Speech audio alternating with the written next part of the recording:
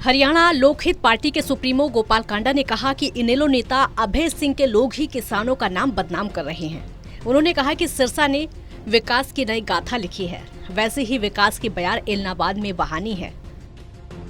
सबने एक ही बात कही है कि भाई साहब आप कुछ ना बोलो, कुछ बोलो, एक बार हम जरूर आपके व्यक्ति को, गोविंद को आजमाएंगे। जरूर हमने बहुतों को आजमाया है और अब गोविंद को आजमाएंगे। 3 साल में कितना विकास और काम करता है।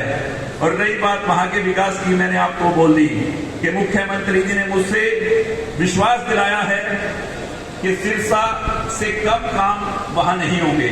और आज सिरसा की हर गली, हर बाजार, हर जगह आप पूछ सकते हो कि सिरसा में विकास की जो धारा बह रही है, जो काम हो रहे हैं लगातार, और भी जितने प्रोजेक्टों की मैंने बात की है, सभी की हामी प्रदेश के मुख्यमंत्री जी ने भरी है।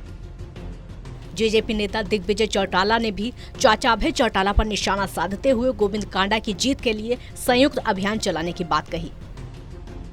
बहुत अच्छी मीटिंग आज हुई दोनों पार्टी के कार्यकर्ताओं की, और निश्चित तौर पर लोगों ने कमर कस ली है, कार्यकर्ताओं ने कमर कस ली है। गांव-गांव, घर-घर, गली-गली, हर जगह जाकर के सब लोगों को साथ लेकर इस चुनाव में फतेह हासिल कर। झंडे विकास के रहेंगे, सत्ता में हिस्सेदारी के रहेंगे, और इस इलाके का जो पिछड़ापन है उसको दूर करने के रहेंगे। अंतिम छोर में जो इलाके पड़ते हैं वो अमूमन विकास की गति में पिछड़ जाते हैं।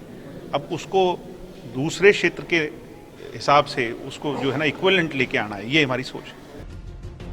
बीजेपी उम्मीदवार गोविंद कांडा ने सम्मेलन को संबोधित करते हुए बीजेपी जेजेपी नेताओं के साथ साथ विधायक गोपाल कांडा का आभार जताया। उन्होंने सभी कार्यकर्ताओं से उपचुनाव में घर घर जाकर वोट की अपील करने का आह्वान किया। और ये विजय कमल खिलाकर हमारे माननीय प्रधानमंत्री जी की झोली में डालेंगे।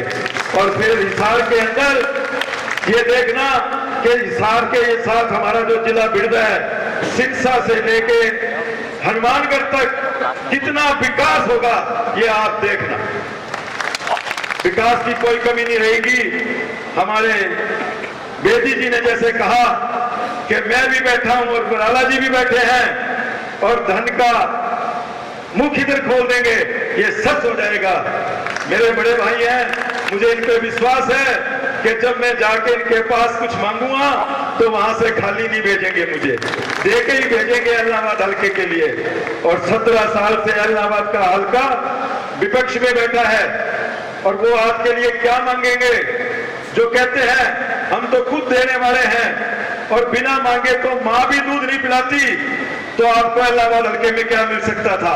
और मैं तो जाके मुख्यमंत्री जी के आगे झोलिए फैला दूंगा इलाहाबाद के लिए, और इतना विकास करके दिखाऊंगा कि इलाहाबाद शायद हरियाणा में सबसे ऊपर का विकास होगा। मुख्यमंत्री के राजनीतिक सचिव कृष्ण बेदी ने इनेलो पर किसानों के नाम पर ओछी राजनीति करने का आरोप लगाया।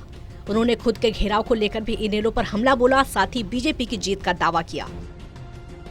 एलनाबाद के अंदर कॉलेज देने वाले कौन है? मनोहर लाल जी। एलनाबाद के अंदर विकास के काम करने वाले, ITI देने वाले कौन है? मनोहर लाल जी। ये लोग लंबे समय तक इस क्षेत्र में काम करते रहे, परंतु समस्याओं को समाधान की तरफ नहीं गए, हमेशा बस राज बनाने की बात करते रहे। और जब राज आया फिर कभी एलनाबाद की सोच नहीं ली। इसलिए जो समस्याएं आज के दिन पेंडिंग इन लोगों ने छोड़ी थी, उनको हमने काफ़ी हद तक निपटाने का काम किया। आज सड़कों की स्थिति पूरे हरियाणा की, पूरे देश में सबसे बढ़िया। एलनाबाद की भी विपक्ष का विधायक बेशक से रहे हो, हमने विकास के काम में कोई कसर नहीं छोड़ी। इसलिए जो आज बिजली की समस्या, 24 घंटे बिजली देने वाली कौन सरकार? हमारी सरकार। बिजली का रेट कम करने वाली कौन सरकार? हमारी सरकार। महिलाओं की शिक्षा की चिंता करने वाली हमारी सरकार। बेरोजगारों को ईमानदारी से रोजगार देने वाली हमारी सरकार। मैं आप लोगों को बताना चाहता हूँ, यदि पूरी मैं विकास की काम गिनाने लग जाऊँ तो शायद मुझे नहीं लगता कि कुछ उसके लिए कोई समय की सीमा होगी। सभी नेताओं ने दावा किया है कि एलनाबाद में 17 वर्षों से सत्ता के सूखे को खत्म करते हुए इस बार कमल का फूल खिलाना है। सम्मेलन में भारतीय जनता पार्टी के वरिष्ठ नेता और एलनाबाद उपचुनाव के प्रभारी सुभाष बराला, पूर्व मंत्री कृष्ण बेदी, गोपाल कांडा, दिग्विजय चौटाला, एलनाबाद से बीजेपी प्रत्याशी गोविंद कांडा ने अपने विचार रखे। सिरसा से टोटल न्यूज के लिए सतनाम सिंह की रिपोर्ट।